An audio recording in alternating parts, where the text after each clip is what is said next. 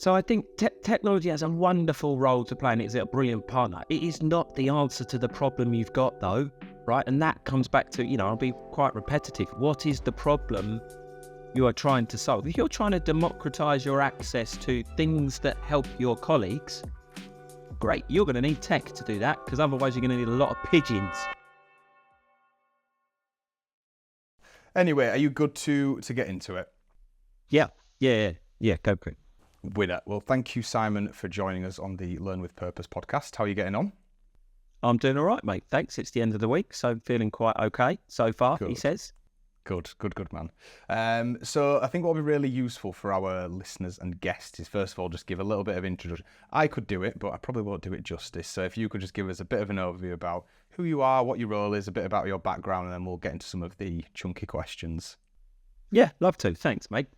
So for those that don't know, my name is Simon Gibson, and obviously that's been repeated a number of times, and I've just joined Center Parcs as their new head of talent. And that's looking at all things recruitment, learning, development, leadership, talent, succession, DE&I, engagement, and a variety of guises, right? And we all call that different things, and maybe that will come out in some of our chat. Most recently, I was at M&S for a little while, and I've worked at a few other companies around this planet doing probably similar things for the last 20 or so years. Not that I've done similar things at those companies, that's slightly different. But RS Components, Fujitsu, NBC Universal that some people might know as well, just to name a few. And that kind of brings me to here, right? And talking to you guys. Brilliant. My burning question before we get into all things EdTech is, do you get to use the Center Parcs facilities for free? Well, we have a good staff discount is what I would say. We have a good staff discount. And, sometimes, and probably today, I'm going to make use of having access to that village. So, yeah. A rounded answer of saying yes, we do in a way, yeah.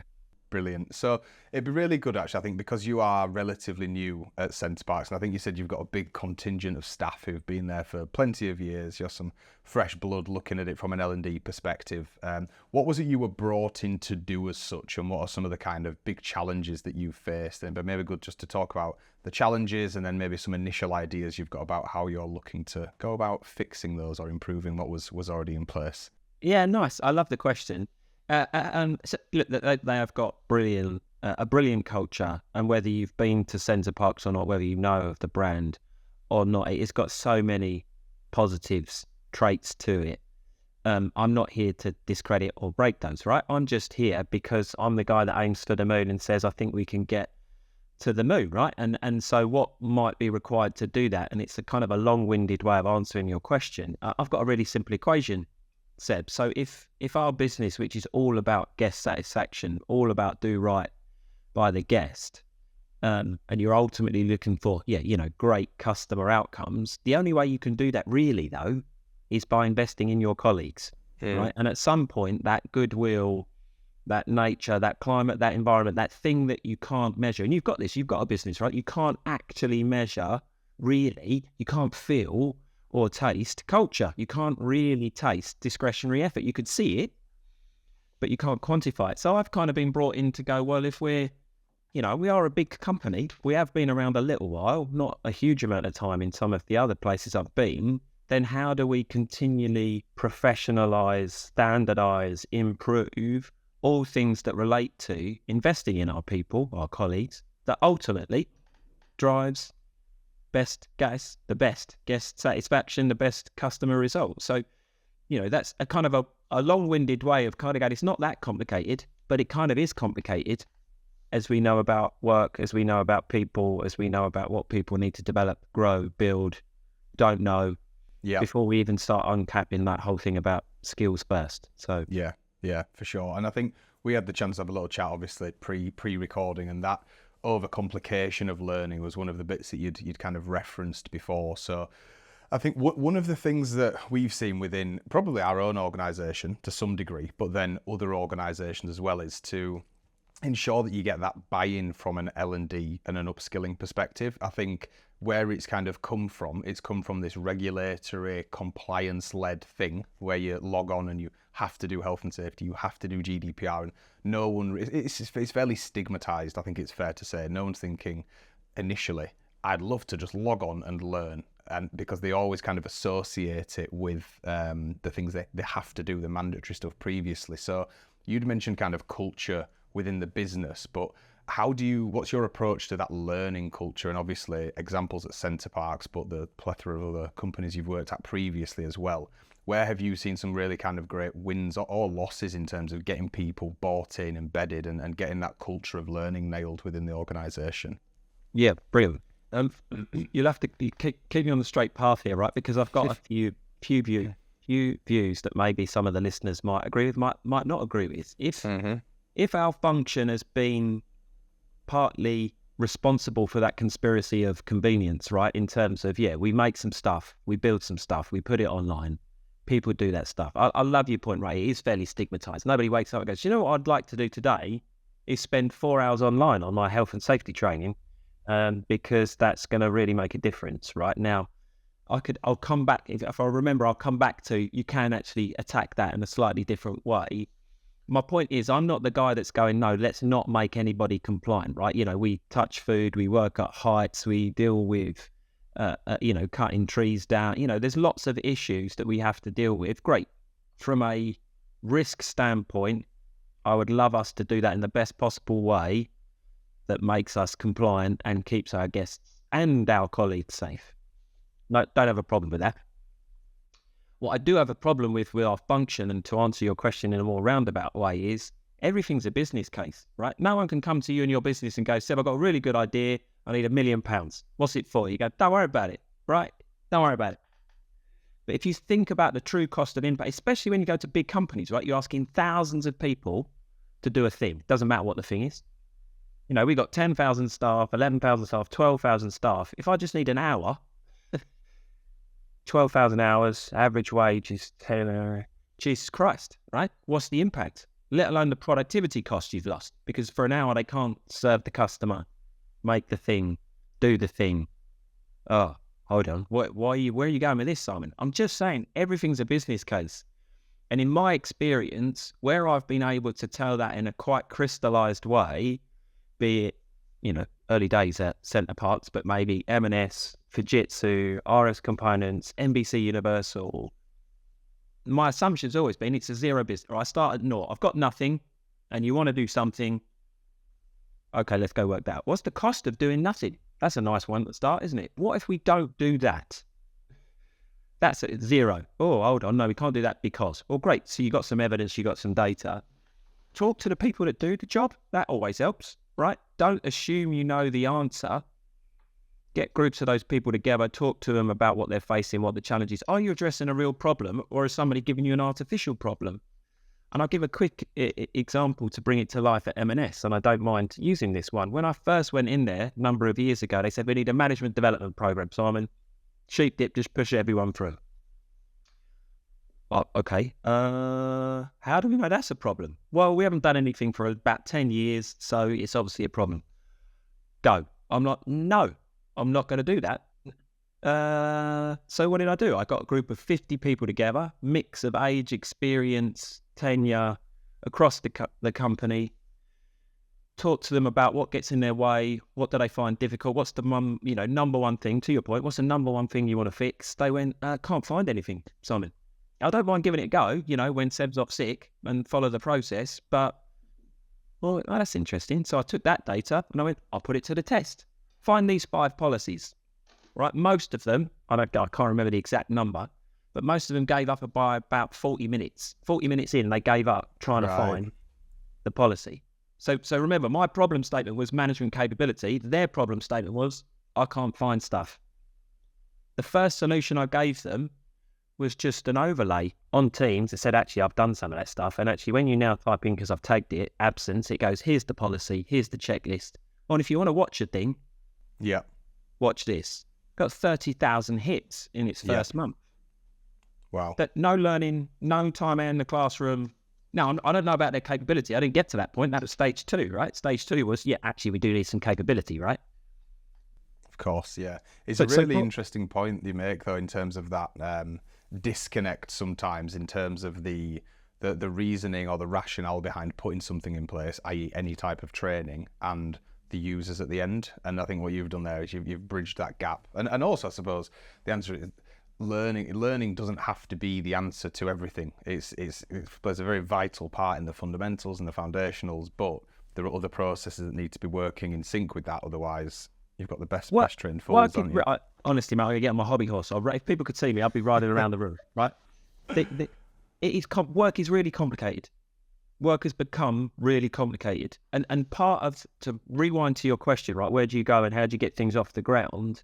We're schooled in a way, and we're still physically schooled in the same way that, education, pass the test, you get to the next level. It's like a game, right? Yeah. Pass the test. And if you don't pass the test, you're in dire straits, right? You can't get to the next level. So don't know what you're going to do.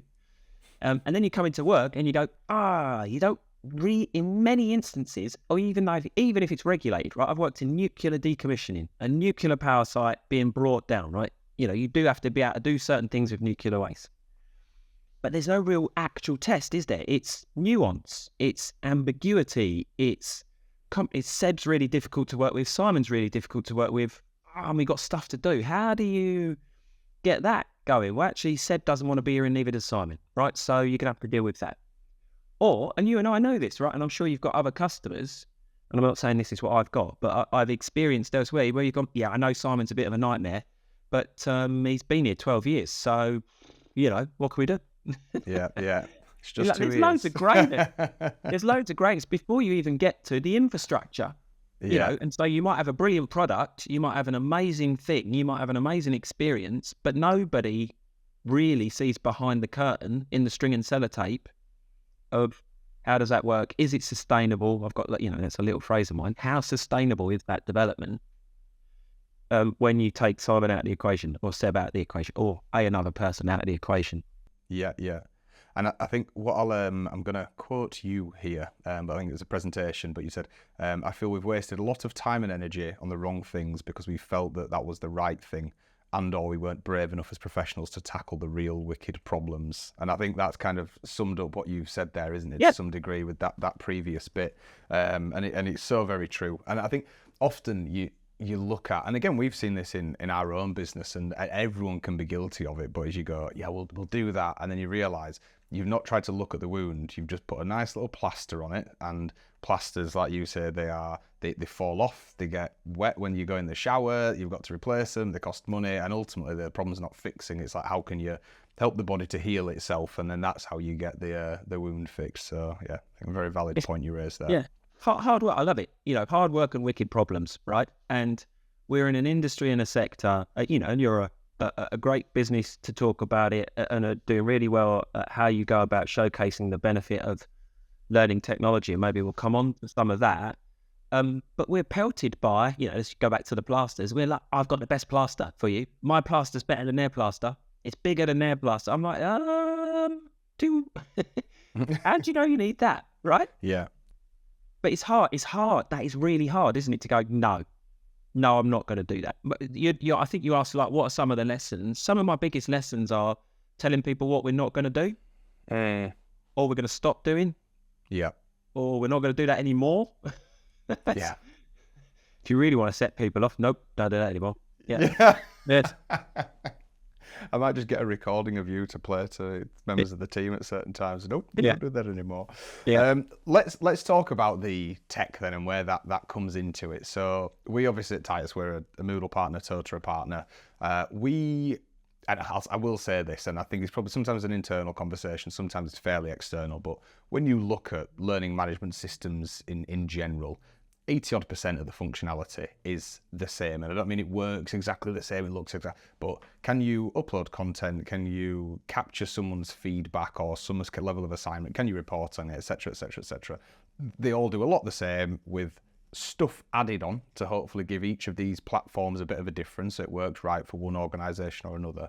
But then you've got the team that's kind of wrapped around that to support it as well. So I'm just kind of keen to hear your thoughts on how important the technology is at the core of it, because a lot of what we've talked about is that cultural piece and looking at the problems, but where do you see the importance level of technology, and what might be some of the kind of considerations you have when you're looking at different technologies to use for these problems as well? Yeah, cool. It's a critical partner, right? And to your point, yeah, I would say the same. Again, my flippant way of talking about it is they will broadly all do the same stuff, right? Did Simon do the thing? Yes. When? Got it. Thanks, right? If you want to dumb down the functionality and its look, feel, how it works. The bit I want to expand on and connect to that is if you rewind a little way, right? You haven't got to go that far back, 20, 30 years, your Oracles of the world, your Workday, your Success, these big, massive platforms today built that infrastructure on work 20, 30 years ago. But we've just spent 15 minutes talking about don't work like that anymore and work's really different. And then that thing COVID, right? That had a bit of an impact, didn't it? The adoption of this type of technology to be able to do what we're doing now. Yeah. Hundreds of miles apart, having a conversation, great, right? And you get into a nuance and you can understand it, and we can see each other, for those that don't know, for how it works. So I think technology has a wonderful role to play, and it's a brilliant partner. It is not the answer to the problem you've got, though, right? And that comes back to, I'll be quite repetitive. What is the problem you are trying to solve? If you're trying to democratize your access to things that help your colleagues, great, you're going to need tech to do that, because otherwise you're going to need a lot of pigeons to send some stuff around, right? It's not going to work like that. I don't believe, and I've got lots of evidence, and maybe you and I will continue this ramble on, it's not being designed for people who don't have a desk, right? You go, it's mobile friendly. I said, I didn't say that. I said, they're working on the high ropes. They've got to do a 9-hour shift, right? Where are they going to, how do they go about looking at that thing, watching that thing? And they're serving guests. Or they're working on a checkout. It's Christmas. It's the busiest time it's ever been. And they're just going to have a quick look at their phone for that thing. Nope. That ain't going to work either, is it? So you can accelerate into, and, my brain goes mad about the possible and the potential of AI. I'd love it to go, Simon, what you need to know right now is this. Great, right? That scares the bejesus out of some companies because of and I'm sure you've encountered this, their appetite, their misunderstanding of technology, their mistrust of how, we've banned that, we've blocked that. No, they're not allowed to use that, Simon. I'll give you a quick example. WhatsApp, right? The amount of companies I've been in, that's not me falling over, by the way, for anyone. Yeah, I know. It's my staff being exceptionally noisy outside the door, I think. Yeah. Then, WhatsApp, we've banned that, Simon. We've blocked it. Seb said you're not allowed to use that. I'm in a chat already, right? People find so technology has a way of being quite persuasive in its use and adoption, and outside of work you've got the ability to basically change the world in the palm of your hand, and you come into work and they go, here's an abacus and a chalkboard, continue to do the same things. And I think we're just stuck trying to straddle and I mean learning tech in its broadest sense, bridge that gap, which isn't just a repetition of your point of, well, can you just make them compliant? If we were to ever get sued, if anything bad was going to happen, if, and. Yeah, absolutely. So it kind of leads nicely on there, I think, to what is the future, and I'll refer to the future of like learning and development, and not just the pure learning tech bit. You've already alluded to a few of the challenges there in terms of how, where, when people are learning, and is the software supporting that? You've mentioned AI, and I certainly don't just want to turn it into an AI conversation for the next 10 minutes, but it obviously needs some reference in there as well. But what do you think maybe some of those, again, chunky challenges over the next few years, and or challenges that we're seeing now that we need to fix over the next few years? Where do you see it going from an L&D perspective? Yeah, I'd love us to continue, and I'm a big advocate for how can it become more personalised? So we've come out of a broad 20, 30-year cycle where, like you said, it's just been volume, right? Let's use the same fire and health and safety example. Go do that. Lifting, I joke about boxes, right? Here's how you lift a box. I'm like, I'm pretty okay with that. Thanks for that. I don't think I needed another 20 minutes to tell me how to lift a box, but I appreciate the waste of time that you've put in our system.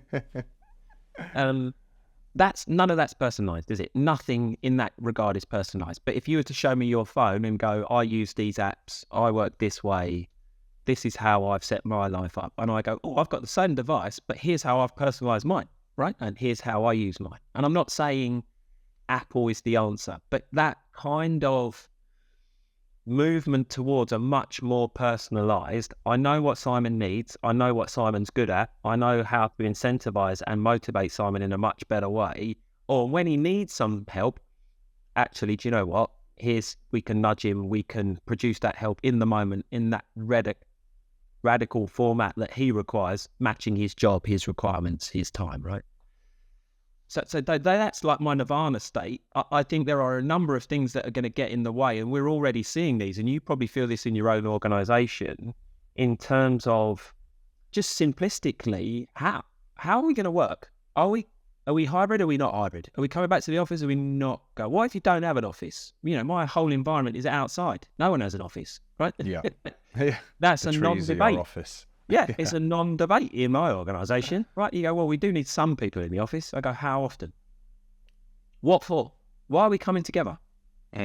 Stop asking questions, Simon. I'm not going to, right? Because ultimately, I'm not being a capitalist pig, but ultimately, if you want a sustainable, you've got one. If you want a sustainable company, a sustainable business, I don't just mean green.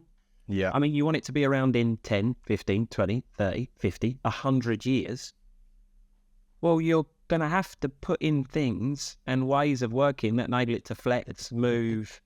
No, hold on. Your whole predominantly most companies were only built to do one thing in one way. Yeah. The world shifted. Oh, how quickly has your company moved with that shift? Not that quick, right? Oh, that's a bit hard, isn't it? And what if you're a really big company? What do you mean? Yeah. Well, what if you're thousands and tens, hundreds of thousands of people? Look how many 100,000 people companies there are in the United States. Yeah. They can't change on a dime, to coin the phrase. Yeah. So I think there's some massive conflict in the system that people are looking at work and going, what do you give me over and above our joke at the start, some benefits? Yeah. How do you help me learn, develop and grow? A macro challenge I would bring to the forefront is we've all got to work longer. Yeah. Right? Unless we are incredibly lucky and a lot of people win the lottery. I don't mean £10 for those listening in the United Kingdom, right? Then you're going to have to work longer. Everything is screaming that you're going to have to work a significant amount longer. Okay, so what are you going to do? What skills and capabilities might you need? What lifestyle choices are you going to make? That's the type of complicated, chunky questions. Over and above, let's do some nice stuff. You like my management program. Let's do some nice management program. I don't care. That's not going to make your business sustainable, right? Yeah. And that's hard in an environment, back to your point, where we get loads of pressure on, just do some stuff. Just do some nice stuff. But that isn't going to keep Simon and Sebi what it might do for a little while, right? But Absolutely. I think one of the nice shifts I think we've seen, and this probably did, the timing was in and around COVID, but people probably had a little bit more time on their hands at home and this, that, the other, where the whole micro-learning environment, so systems and software like Masterclass, which I've used for the past couple of years, which I think is just absolutely fantastic. And I think there are some really nice examples of fun. Gee, they're really slamming that door. I mean, someone is getting done. They are not, their body slamming and rip some heads off. Yeah. But those micro-learning type sites that people are just picking up for themselves. And to be fair, we do use it as a little bit of a work resource ourselves because some brilliant resources on there. But obviously it's also just tapping into people's hobbies and passions, likes, dislikes, etc. so they can follow something. I think there are some really great examples in the way those businesses are structured that we need to start looking at incorporating into more of the kind of professional L&D space. And it might be the way in which the content is created and or consumed. It might be the topics that they've got on there. And something we do for our team here is everyone's got an L&D budget each year, which is professional, but then to kind of promote and push individual learning and development, just that love for learning, they've got a personal spend. So if they want cooking lessons, piano lessons, golf lessons, whatever it might be, we'll give a chunk of money towards that. But I think, and we are kind of going full circle a little bit, but it's that if you can nail that cultural side of learning, because people want to learn, if you can do some of the bits that you've said where it's delivered in such a way that it suits their scenario, situation, wherever they might be physically, or the time that they've got, or the accessibility, that the requirements that they might need and stuff, then you're soon on the path. And if you can couple that with the the AI piece at the end for some additional personalisation, then we're on a good path there, I feel. Yeah, it's brilliant. I mean, and even your own company, you've just given an example of a more personalised approach, right? Now, you might be able to do that because of your size and scale. Great, right? Absolutely great. And I love the thirst for, follow passion. I mean, that's a great one, isn't it? You join a company. Where do we capture what's that person's passion when they join it? We don't. Yeah. We don't. Right? Are they really passionate about horticulture? Are they passionate about the environment? Great. Well, our business is built in woods, right? That we have to protect and report on and observe and not displace the local habitat. Wow. Right? Or have we assumed people have got that? Are you recruiting loads of people just because they love learning tech? I don't think you are, right? You're recruiting people for different passions, like you say, that motivate them and drive them. The more we have that ability to understand some of those drivers, intrinsic drivers, then maybe you might be able to do some things that also can link to doing different things in your business, right? And build a different way of working or teams or opportunity to attack certain problems. And I love some of those shorter format things. Again, I don't think it's a content problem that we're facing. I do think there is a user experience, colleague experience problem. Ginormous problem in some instances. If I look at, my joke at the start, here's how you log into, you've given your example there about master. How easy is it to find what you want to find, look at something, do something, watch, brilliant, right? Really slick, high production value or view of high production value. You come into work and we go, right, what you need is these 7 passwords, read this 12-page manual, and then you'll know how to do your expenses. What? I don't have time for that. I've got to do other stuff, haven't I? Right? And there's a massive difference between that experience you've just had or you give your staff, like my joke about, and then what are people experiencing in other companies or funky companies in terms of what we've set up. I'll stop moaning about it, I promise. Don't you moan. I've got one last question whilst we wrap up. What's the one thing you haven't learned that you would love to learn, be it professionally or personally? Oh, I love that one. What a great question. I'd have loved to have been able to play an instrument, Seb, would have been my thing. I think maybe a lot of people would say that, but I quite like that I love craft, right? People that are passionate about their craft. And I'd love to say, I could play the guitar, I can play the drum, right? And that is my passion and craft. I can't do either of those things, right? Not even on Rockstar or on the PS5 or whatever. So, it would be play guitar for me. I would love to be able to do that. And maybe, who knows, maybe one day I will do that and commit to doing it. You do just that. Well, Simon, thank you so much for your time today. Really enjoyed the chat, and maybe we might get you back on in a year or two's time and see how the progress has gone. But really appreciate that, and thanks again. Cool. Sounds good to me, mate. Thank you. And happy to speak to anyone who disagrees or agrees with what I've said. So long may the conversation continue. Thanks, mate. Brilliant. Appreciate that, Simon. Have a great weekend. We'll catch you soon. Thanks.